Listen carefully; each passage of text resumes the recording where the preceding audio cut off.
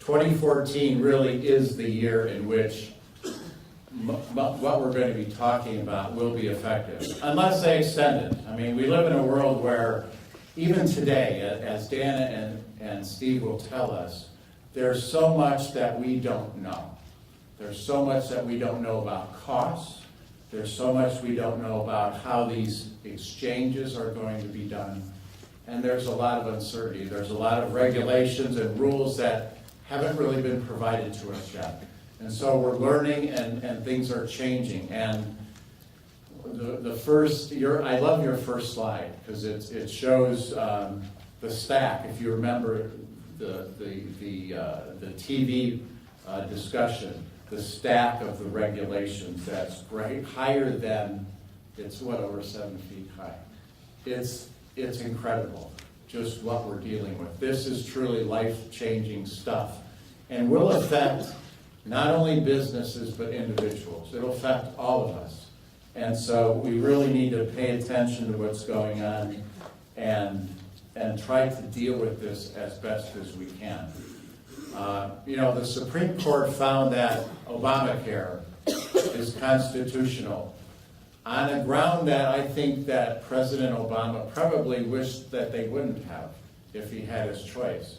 But the Chief Justice Roberts, he was the deciding vote.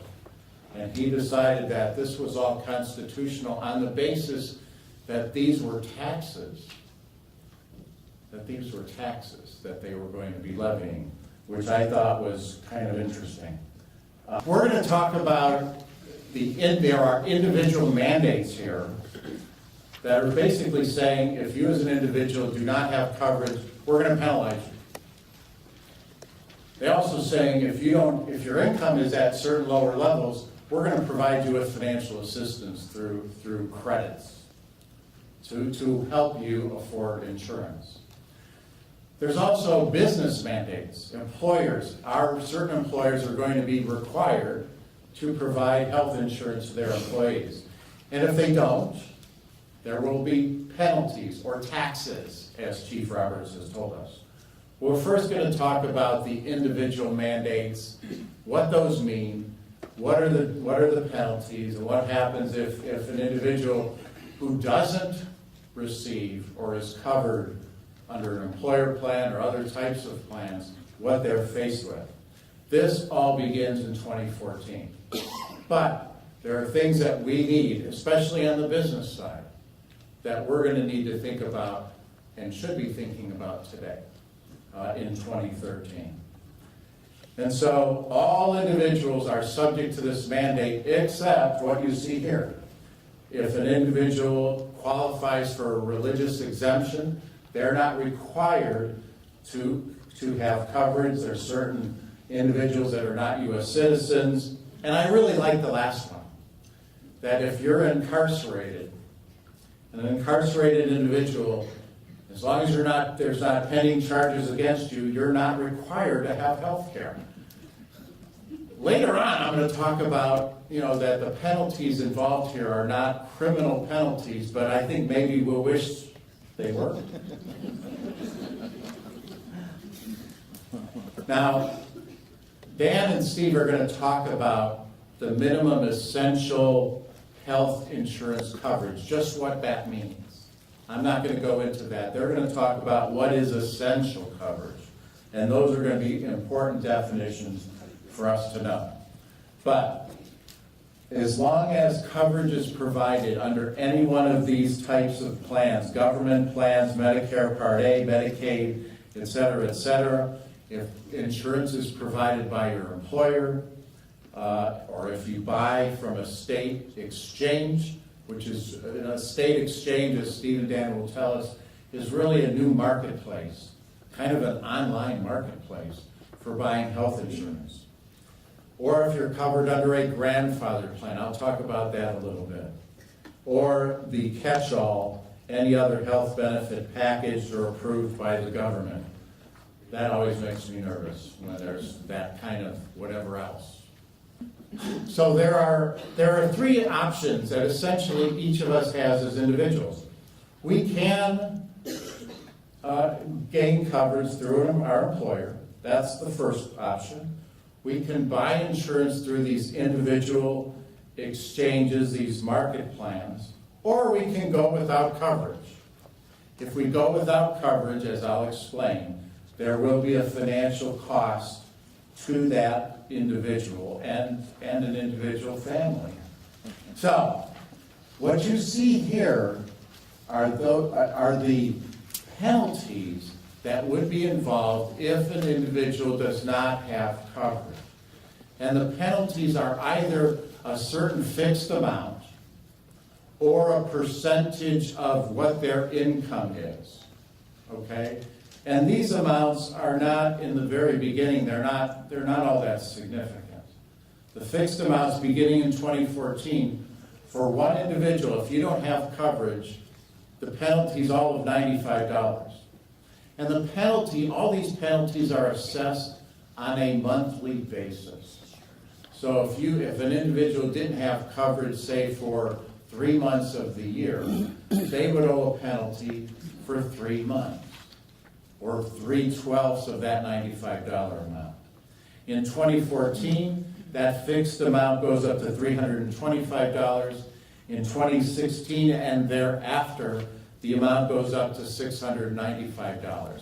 And so if you had a married couple that did not have insurance, each spouse would be subject to this penalty. But it's a greater of penalty. It's a greater of this fixed amount or a percentage. And it's a percentage of, it's either 1% in 2014, goes up to 2% in 15, 2.5% in 16 and after. And it's based upon what that individual's income is in relation to certain threshold amounts. And those threshold amounts are based upon what that individual is, what level of income that individual would have to have in order to be required to file an income tax return. And we'll go over a couple examples. As I mentioned, this is assessed on a monthly basis. If in a particular household you have children under age 18, that fixed dollar amount penalty, or these penalties, the fixed amount or the percentage, is 50% of what the whole amount is. So for children, it's a lesser amount. And the IRS is involved in this. They have gotten the IRS involved with this because they're going to be the ones collecting the penalties, not just for individuals, but also on the business side. And so I did it. This is the first. So what is income? For purposes of the percentage penalty, we look at what household income is. And they define household income based upon what your adjusted gross income is on your tax return. If you can envision your tax return on page 1 all the way to the bottom, your AGI, as we call it, is that last item. It's the total of your income reduced by certain above-the-line deductions like IRA contributions. But we adjust that AGI amount by any tax-exempt income that individual has, or for certain folks that work abroad, some of their wages may not be subject to tax, that amount, which won't apply to a whole lot of people, frankly. It's basically your AGI plus any tax-exempt income. And as I mentioned, the threshold amounts are these amounts. These are the amounts in 2012 that were when an income tax return is required to be filed. So let's look at an example to kind of help bring this into clarity.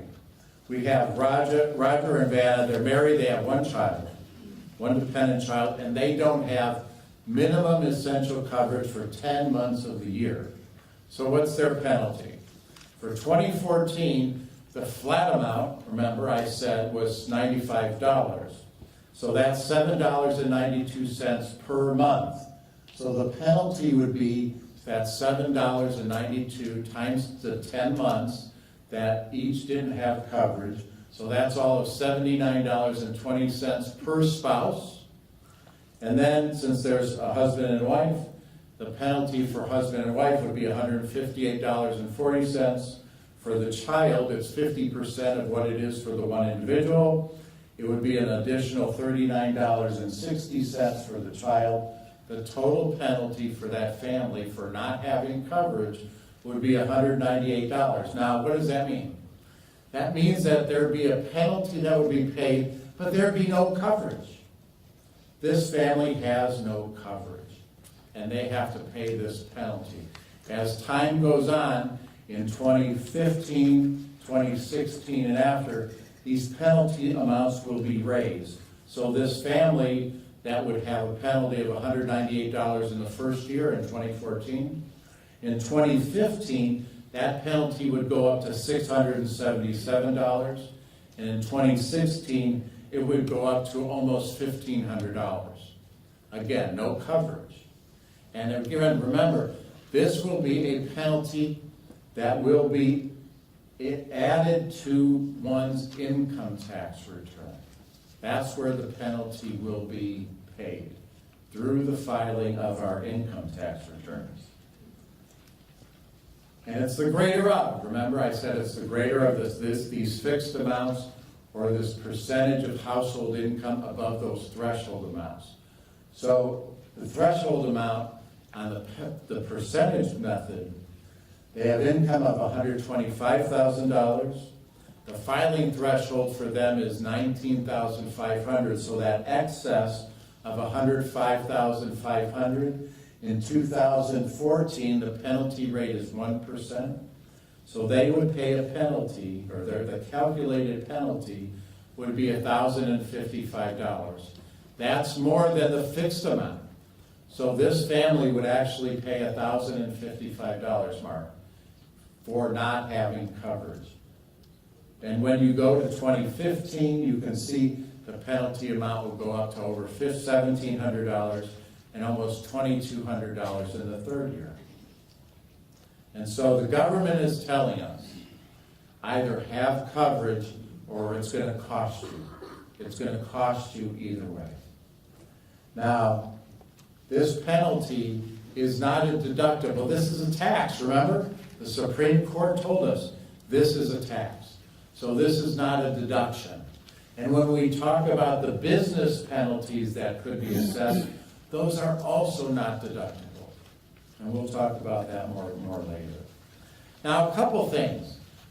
The IRS has told us that, or the law says, that the government, when you don't pay your taxes, the IRS has the right to put a lien on your property, to put a levy on your property. They don't have that right to put a lien on your property in order to collect this tax, this penalty tax. The IRS has told us that although that they will offset any refunds that are due you by whatever amount of unpaid penalty for not having health insurance. They have that right to offset a refund. They've told us, and I'm not sure I believe it, the IRS has told us that the fact that a penalty for not having health insurance is unpaid, they will not initiate an audit on that basis. I think you can tell all the Tea Party that that's the case, and maybe they'll believe them. And there is no criminal prosecution for this, for not having coverage, so they can't throw you in jail. Of course, if they did throw you in jail, you wouldn't have to have health insurance. Da-da-da.